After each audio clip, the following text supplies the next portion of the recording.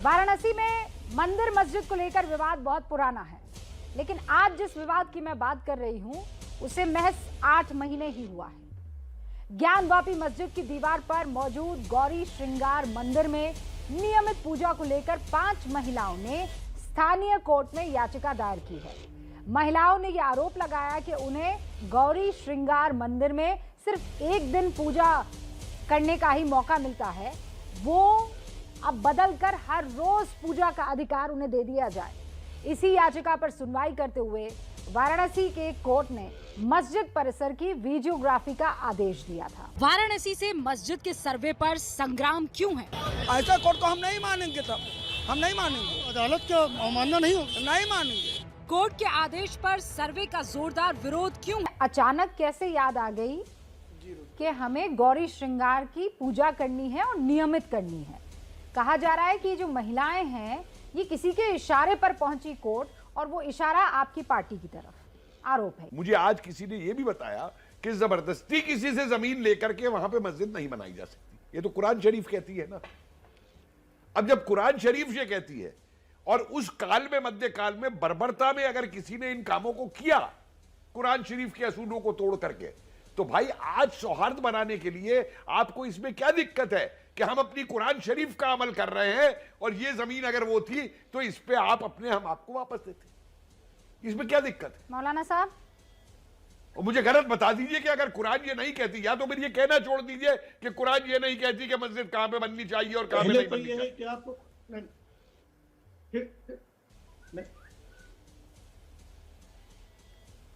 पहले तो आपको कुरान शरीफ का अधूरा नॉलेज है, उसको सही करिए। कोई भी मुसलमान किसी की जमीन पर कब्जा करके मंदिर बनाता ही नहीं और ना अरे मस्जिद की बात कर रहा हूँ साहब, मालूम ही नहीं है कि मैं मस्जिद की बात कर रहा हूँ श्रीमान जी, आप मंदिर की बात नहीं कर रहे। मुसलमान मंदिर नहीं बनाता है। मेरी बात सुनिए, आई रिक्वेस्ट, अरे please listen to me sir. साहब अंग्रेजी में भी बोल सकता हूँ थोड़ी बहुत, मुझे भी आती है। किसी मंदिर को छोड़ करके मुसलमान ने कोई मस्जिद नहीं बनाई, कोई नहीं बनाई हिंदुस्तान में। आप एक इतिहासकार से बात कर रहे हैं श्रीमान जी, सुन लीजिए इस बात को। ये एक बात आप सुन लीजिए, ये आप एक इतिहासकार से बात कर रहे हैं और आप ही के लिखे हुए फारसी के और अरबी के ग्रंथ में निकाल के लाके आपको दे दूंगा। अपना इतिहास पढ़ लीजिए, मुझे मजबूर मत कीजिए इतिहास के अंदर जाने के लिए। मुझे मजबूर मत करिए इतिहास में जाने के लिए। मुझे मजबूर मत करिए इतिहास में जाने के लिए, क्योंकि मैं खाई को बढ़ाना नहीं चाहता हूं। मैं दोनों में एकता चाहता हूं, इसलिए मुझे मजबूर मत करिए। आपकी गलती क्या है कि जो उस जमाने में कोई बर्बरता हुई, आप ये मानने को तैयार नहीं कि कोई गलत चीज हुई। अरे सुनिए, मुझे बताइए गजवा हिंद क्या है? काफिर आप किसको बोलते हैं? अरे सुनिए, अरे छोड़िए साहब, मुझे इसीलिए कह रहा हूं इतिहास मत पढ़ाइए, इतिहास मत पढ़ाइए। आप सुनिए, पहले आप सुनिए। आप भी इतिहासकार है, मैं भी इतिहासकार हूँ। आप कहाँ के इतिहासकार? मैं भी इतिहासकार हूँ। कहाँ के? अरे आप पहले बोलने, आप पढ़े लिखे आदमी है, जाहिल आदमी है, बोलने नहीं दे रहे। देखिए अपनी जबान संभाल के बात कीजिएगा मौलाना साहब, जबान संभाल के बात कीजिएगा। ये जाहिल शब्द इस्तेमाल किया है ना आपने, आपकी भाषा में भी बोल सकता हूँ, नहीं आपकी भाषा में भी बोल सकता हूँ। Professor Kumar please request. माफ कीजिए, आपकी भाषा में भी बोल सकता हूँ। रिक्वेस्ट, मेरी बात मानिए। मौलाना साहब रुकिए, मैं फिर कह रही हूँ, शब्दों की मर्यादा आप उसको नहीं छलांगेंगे, बिल्कुल भी नहीं।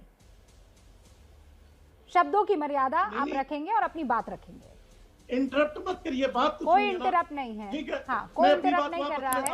आप आपा नहीं खोएंगे। मैं अपनी बात वापस लेता हूँ। चलिए ठीक है, मैंने उनको जो कहा, हाँ, मैं अपनी बात ठीक है। वापस अब आप इत्मीनान से अपनी बात रखिए। ठीक है, मैं अपनी बात वापस लेता हूँ। उनको मेरी बात से जो है उसको क्षमा है, बात खत्म। बात खत्म। हाँ ठीक है। बात ये नहीं है, बात ये है कि बाबरी मस्जिद के डिसीजन में भी सुप्रीम कोर्ट ने कहा कि ये साबित नहीं हुआ कि वहां मंदिर तोड़ करके मस्जिद बनाई गई थी। सुप्रीम कोर्ट ने डिसीजन में कहा ज्ञानवापी मस्जिद मंदिर तोड़ करके बनाई नहीं गई। इससे पहले कहा कि ये बापपंथियों का इतिहास है। अरे इतिहास होता है, न राइटिस्ट का न लेफ्टिस्ट का। इतिहास होता है। पुराने पन्ने को खोदने की जरूरत नहीं है प्रोफेसर साहब। ये देश सौहार्द का है, देश भाईचारा का है। आप क्या खोदना चाहते हैं? क्या बताना चाहते हैं? ज्ञानवापी मस्जिद को मंदिर तोड़ करके बनाई गई थी। नहीं साहब, अपने आप आ गई थी वहां पे, बात उठेगी वो अपने आप आ गई थी साहब, किसी ने बनाई नहीं थी। उस मंदिर परिसर में किसी ने नहीं बनाई थी, वो अपने आप प्रकट हो गई थी। आज देश में हिंदू और मुसलमान मिलकर के रहने की जरूरत है। ओके, बस मौलाना साहब, प्रोफेसर साहब, आपने अपनी अपनी बात रखी। मौलाना साहब, आप जो ये बात कह रहे हैं, आप जो ये बात कह रहे हैं कि नहीं कोई भी मंदिर तोड़कर मस्जिद नहीं बनाया गया, खुदा के वास्ते इतना बड़ा झूठ मत बोलिए, हक पे रहिए। दुनिया जानती है, सिर्फ एक हिस्टोरियन की बात नहीं है, आप भी जानते हैं, मैं भी जानती हूँ, सब जानते हैं। कोई भी नहीं है, ठीक है, बैठ के हिंदू मुसलमान कर रही हैं आप। ठीक है, ज्ञान मत दीजिए मुझे और बदतमीजी से बात मत कीजिए। मैं बहुत इत्मीनान से, मोहब्बत से आपसे बात कर रही हूँ। आप बिल्कुल भी कायदे में रहकर बात नहीं कर रहे हैं। कोई हिंदू मुसलमान, कोई आंख में झोंकने की काम नहीं हो रही यहाँ पर। आप कोर्ट की बात नहीं मानेंगे, वहां पर खड़े हो जाएंगे, कहेंगे वीडियोग्राफी नहीं करने देंगे और कह रहे हैं मैं यहाँ पर आपको सलाम करती फिरूं। हाँ, मैं यहाँ बुरके में बैठ जाऊं और आपकी हर बात को हाँ करती रहूं? आपको ये लगता है? नहीं होगा। ये देश कानून से चलेगा, आपकी मर्जी से नहीं चलेगा, समझे? आप मेरे नौकर नहीं है, आप मेरे नौकर नहीं है, आप हिंदुस्तान के सिटीजन हैं और इसीलिए आपके ऊपर कानून जो है लागू होता है। अगर आप कानून तोड़ेंगे और उसके बाद धमकाने की कोशिश करेंगे तो मैं यहाँ बैठी हूँ सर, इत्मीनान से समझाऊंगी आपको मैं। सन 47 की रजाकरों की भाषा मत बोलिए। अनुराग भदौरिया, मुझे समझने की साल में एक दिन क्यों किया गया गौरी श्रृंगार पे पूजा अर्चना का मौका एक ही दिन क्यों दिया गया?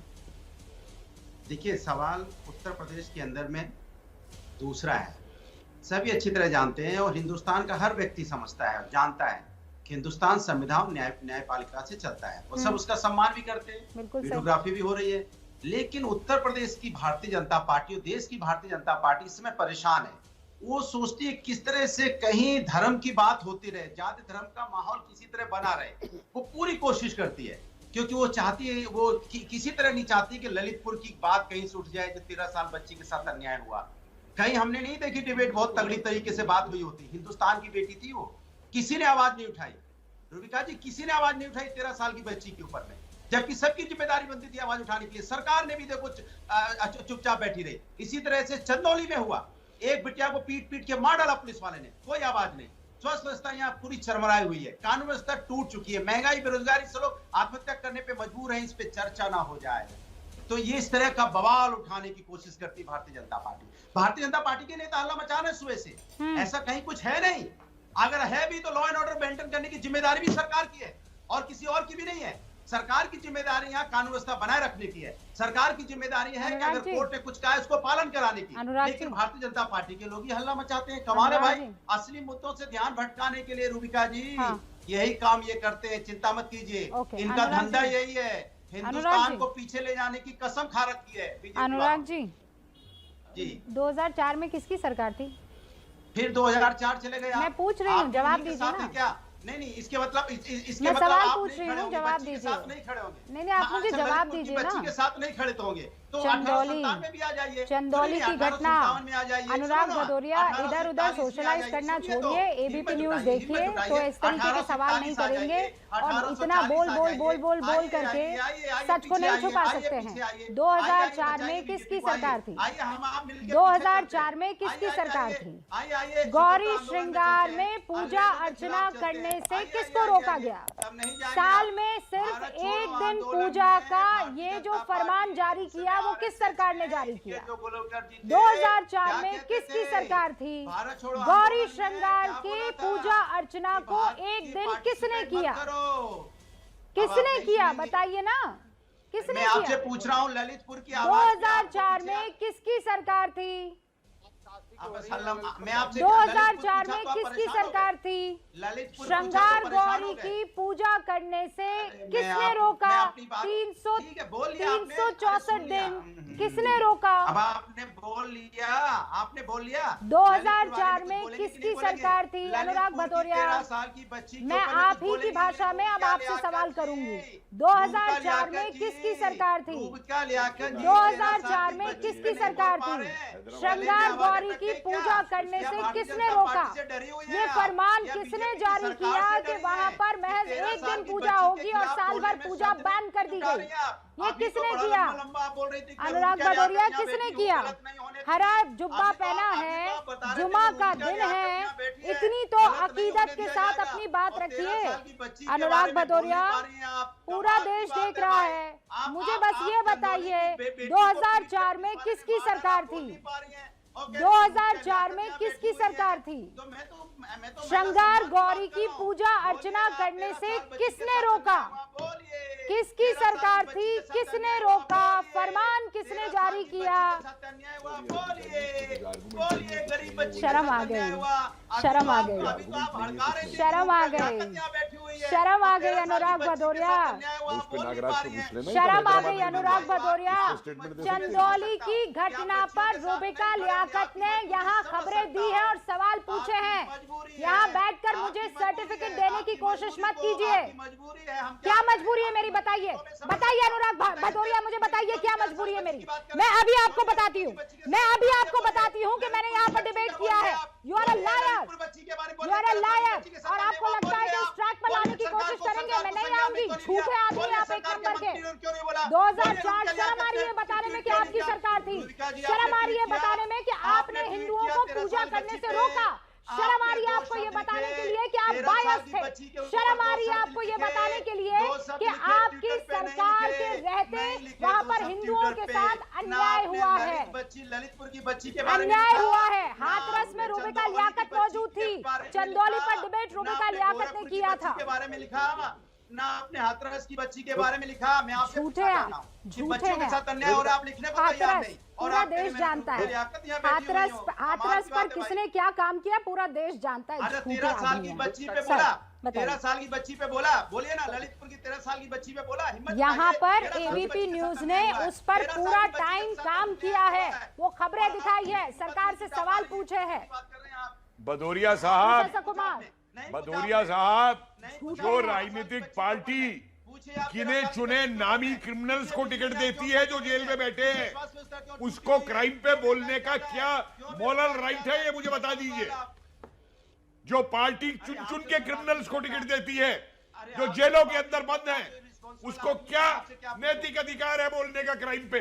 और जरा कल फिर हैदराबाद पे भी बोल के दिखा दीजिए ना कि कल हैदराबाद में क्या हुआ है। और एक बात सुन लीजिए, एक बात सुन लीजिए, उत्तराखंडियों पे गोली चलाई किसने चलवाई थी? किसकी सरकार थी? कांवड़ियों पे गोली चलाई किसकी सरकार थी? अरे अपने को आईने में देख लीजिए। मैं तो समझता था कि सिर्फ कांग्रेस में ही पारिवारिक दास है, मुझे नहीं मालूम था कि आपकी पार्टी में भी पारिवारिक दास मौजूद है।